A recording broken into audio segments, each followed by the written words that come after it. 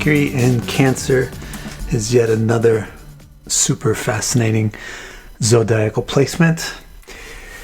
Let's explore it bit by bit and suss out the harmonies between the planet and the sign and see if they're resonant or dissonant and what kind of interpretations we should derive from them.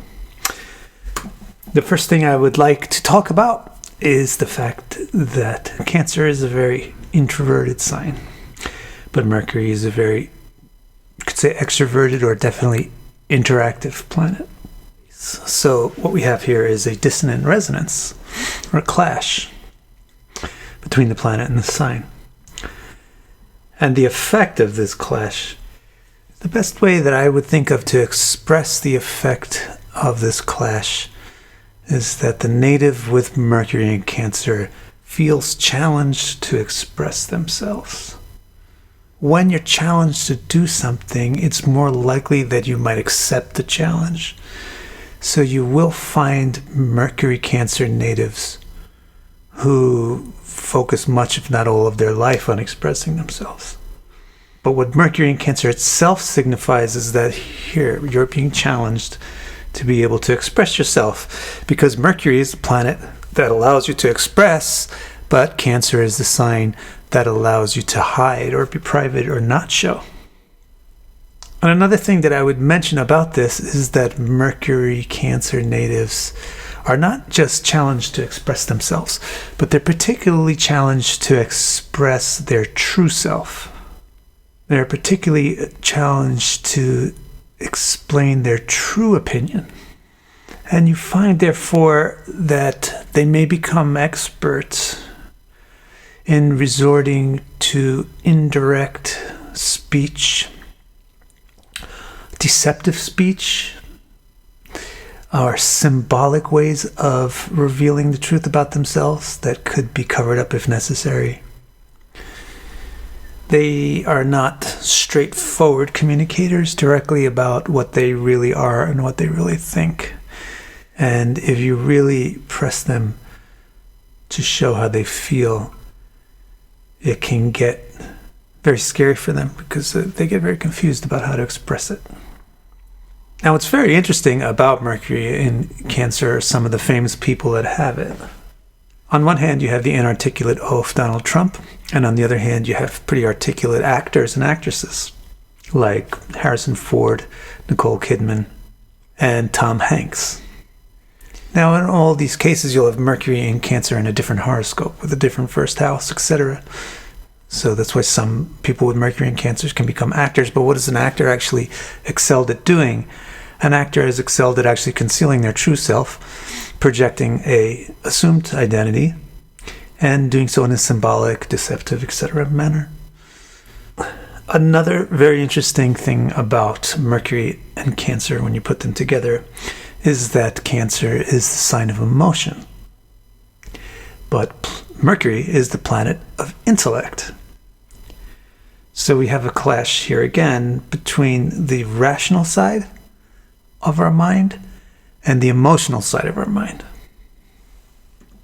So what you expect as an interpretation of Mercury in Cancer is that you'll get a native who isn't rational, they're emotional.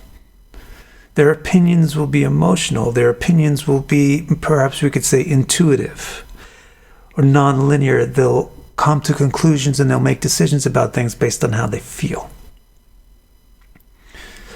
Another good way to describe this is that the native with Mercury in Cancer is a very subjective person. They have their own personal truths. They have their own view of reality. They have their own way of interpreting things. Isn't that exactly Donald Trump, really? Another thing about Mercury in Cancer is that Mercury is a relationship-oriented planet.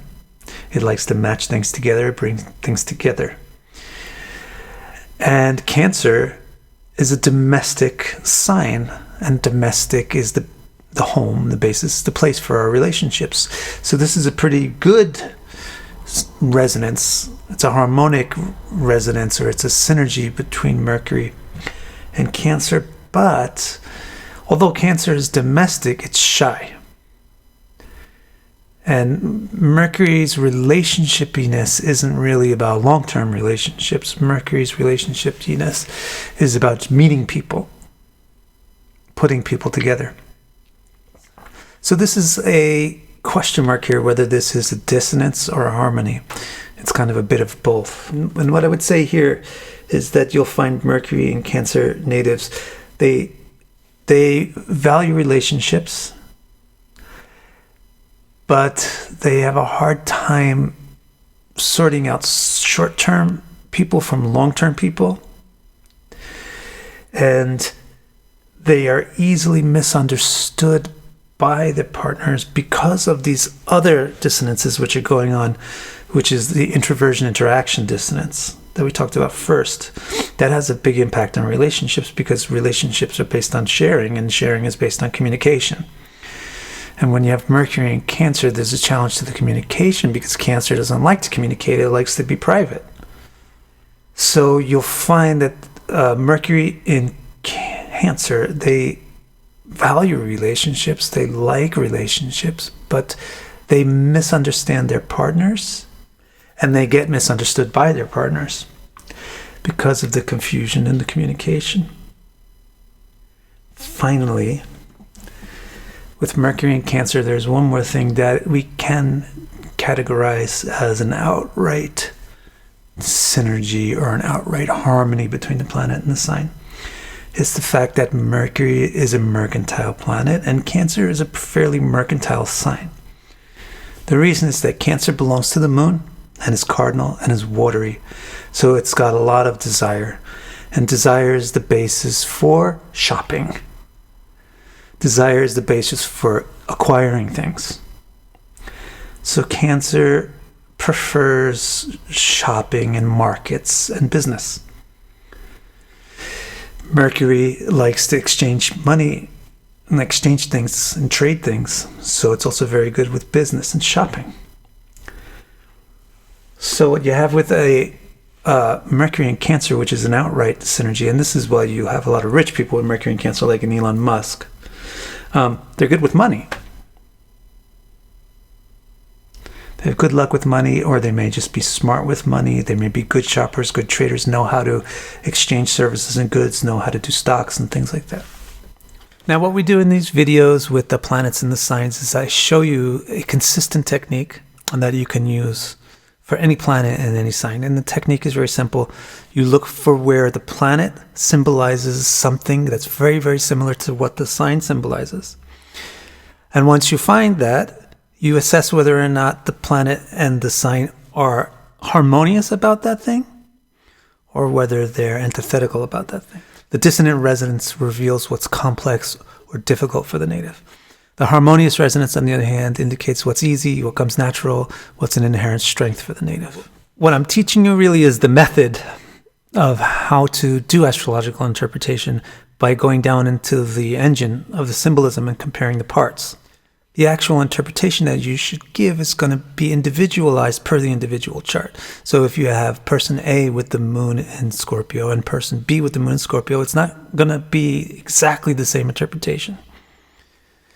Because person B's moon might have an aspect from something and person A's moon doesn't, etc., etc., etc., etc., etc. But what I'm showing you in the videos is the backbone of what a planet and a sign symbolizes. And once you understand that backbone, you modify it based on the circumstances, the extraneous circumstances that are affecting an individual chart. So I hope you really like this system, not just this one video, but all the videos that we do on the planets and the signs. We'll do them all. And I hope you subscribe to the channel so you don't miss any of those. And I hope to see you around soon. Thank you.